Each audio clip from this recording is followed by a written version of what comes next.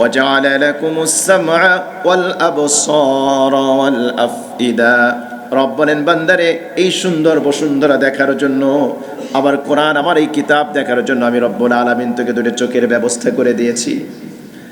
যেই ব্যক্তির চোখ নাই, যে ব্যক্তি দেখতে পায় না, অন্ধ, কলিজার টুকরো তরুণ যুবক ভাই, একদিন অন্ধ ব্যক্তিকে একটু জিজ্ঞেস করে দেখো, এই যে চোখ যে আল্লাহর কত বড় নেয়ামত, কত বড় নেয়ামত যে আল্লাহ পাক তোমাকে দিয়েছেন, তুমি অনুধাবন করতে পারো না, রিয়েলাইজ করতে পারো না।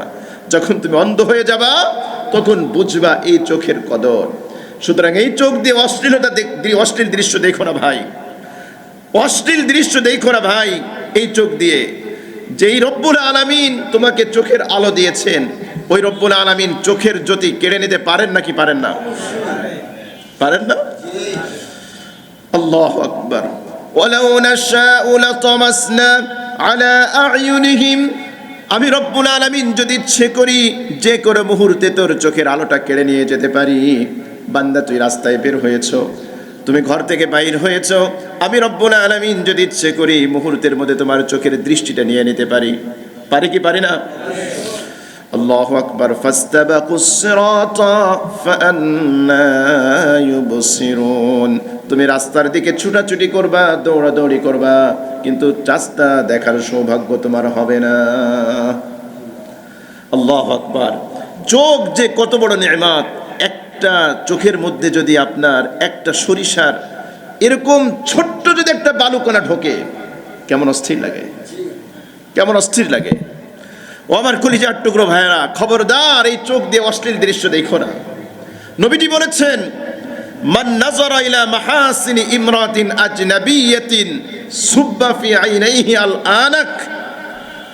যে ব্যক্তি চোখ দিয়ে বেগানা নারী এগুলো দেখে লাজ্জাত হাসিল করে, যেগুলো গায়ের মাহরাম মহিলার দিকে তাকায়, কিয়ামতের দিবসে ওই চোখের ভিতর আমার আল্লাহ রাব্বুল আলামিন গলিত সীসা ঢেলে দেবেন।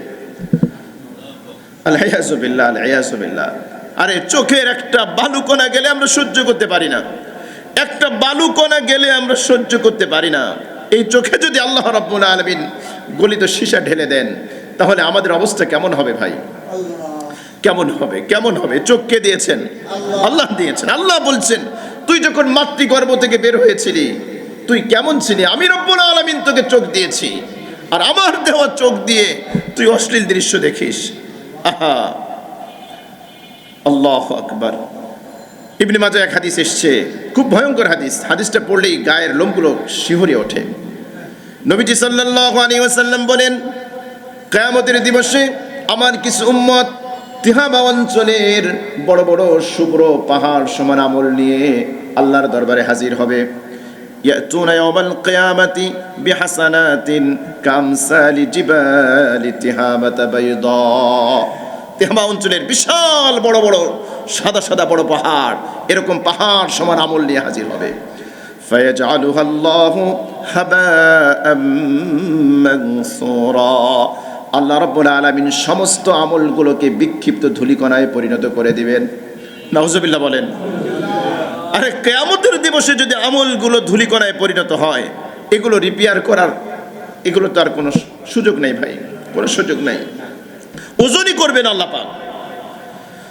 এগুলো কাফেরদের ক্ষেত্রে আল্লাহ পাক কোরআনে বলছেন, কিন্তু আল্লাহ রাসূল কাফেরদের কথা বলেন নাই। কোরআনের মধ্যে আল্লাহ পাক বলেন, ওয়াকাদিমনা ইলা মা আমিলু মিন আমালিন ফাজআলনাহু হাবাআম মানসুরা। কাফেররা যে আমলগুলো করে, ভালো কাজ করে, আমি রব্বুল আলামিন এগুলোকে বিক্ষিপ্ত ধূলিকণায় পরিণত করে দেব। এগুলো ওজন দেওয়ার প্রয়োজন আমি মনে করব না। ফালা নুকিমু লাহুম ইয়াওমাল কিয়ামাতি ওয়াজনা। আমি রব্বুল আলামিন কাফেরদের কোনো আমল ওজন করব না। ওরা বিলা হিসাব জাহান্নামী। বিলা হিসাব কোথায়? কথা বলেন, কোথায়? জাহান্নাম। ওদের আমল ওজন করে আল্লাহ পাক প্রয়োজনই মনে করবেন না, দেখার প্রয়োজন মনে করবেন না। তাহলে আল্লাহ এই আমলগুলো বিক্ষিপ্ত ধূলিকণায় পরিণত করার কথা কাদের ক্ষেত্রে বলেছেন? কাফেরদের।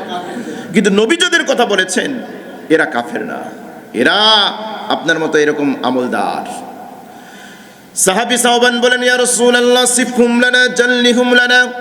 ও আল্লাহর নবী, আপনি ওদের কথা বলে দেন, আমাদের কাছে একটু বয়ান করে দেন, এরা কারা, আপনার উম্মতের মধ্যে পাহাড় সমান আমল নিয়ে কিয়ামতের দিবসে হাজির হবে। আমলগুলো আল্লাহ রাব্বুল আলামিন বিক্ষিপ্ত ধূলিকণায় পরিণত করে দেবেন। এরা কারা? যাতে করে আমরা অজ্ঞাতসারে তাদের মধ্যে অন্তর্ভুক্ত না হয়ে যাই। নবীজি বললেন, আবা ইন্নাকুম মিন ইখওয়ানিকুম ওয়া মিন জিলদাতিকুম ওয়া ইয়াখুযুনা মিনাল লাইলি কামা তাখুযুন। আল্লাহু আকবার। নবীজি বললেন, তারা তোমাদেরই ভাই, তোমাদেরই জ্ঞাতি গোষ্ঠী। ইয়াখুযুনা মিনাল লাইলি কামা তাখুযুন। রাতের বেলা তোমরা যেরকম ইবাদত করো তারাও ইবাদত করে। ভয়ের জায়গাটা এই জায়গায় ভাই। রাতের বেলা মাগরিবের নামাজ পড়ো তারাও পড়ে, ঈশার নামাজ পড়ো তারাও নামাজ পড়ে, ফজরের নামাজ পড়ো তারাও পড়ে, তাহাজ্জুদের নামাজ পড়ো তারাও তাহাজ্জুদের নামাজ পড়ে। এত বড় তাহাজ্জুদ গুজার হওয়ার পরেও নবীজি বলেন, ইবনে মাজার সহিহ হাদিস, সনদ সহিহ, নবীজি বলেন এই ব্যক্তিদের আমলগুলোকে বিক্ষিপ্ত ধূলিকণায় পরিণত করে দেওয়া হবে। কিন্তু তাদের একটা অপরাধ ছিল। নবীজি বললেন, ইজা খালাউ বিমাহারিমিল্লাহি ইনতাহাকুহা।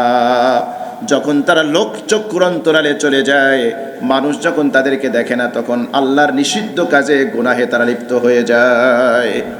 জোরে বলেন নাউজুবিল্লাহ।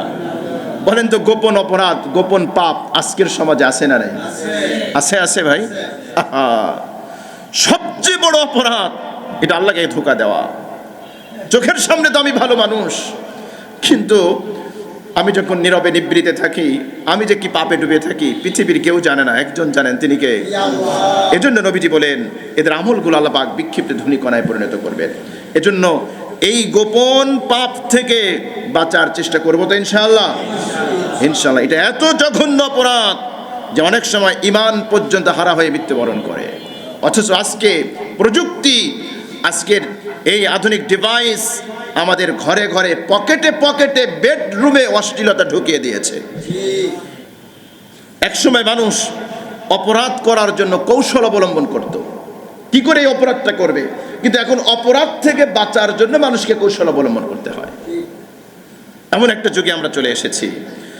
আল্লাহ রাব্বুল আলামিন আমাদেরকে সকল প্রকার গুনাহ থেকে বেঁচে থাকার তৌফিক দান করেন।